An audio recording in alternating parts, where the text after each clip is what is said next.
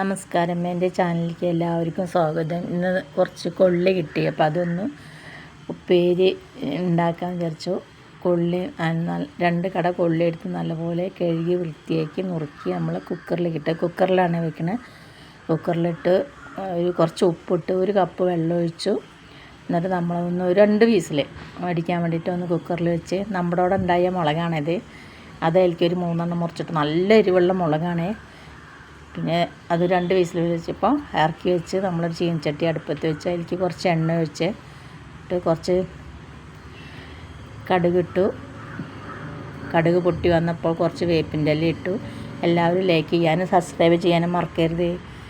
വേപ്പിൻ്റെ ഇല ഇട്ടു. അങ്ങനെ നമ്മളത് കുക്കറിൽ വെച്ചത് നമ്മൾ വെള്ളം നല്ലൊത്തിരി തോനെ ഒഴിച്ചിട്ടുണ്ടായിരുന്നു. അതിൻ്റെ ആ കട്ടൊന്ന് ഊറ്റിക്കളയുക. എന്നിട്ട് നമ്മളത് കട്ട് ഊറ്റി കളഞ്ഞതിന് ശേഷമാണ് നമ്മൾ വറുത്ത് അതിലേക്കിട്ടത്. കടുക് പൊട്ടിച്ച് അതിലേക്കിട്ട് അങ്ങനെ നമ്മളത് സെർവ് ചെയ്യാൻ ഒരു പാത്രത്തിലേക്ക് ആക്കി.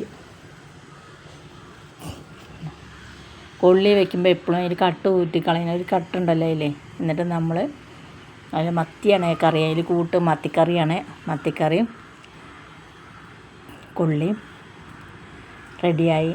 നാളെ നല്ലൊരു വീഡിയോ ആയിട്ട് നാളെ വരാം. ബായ്.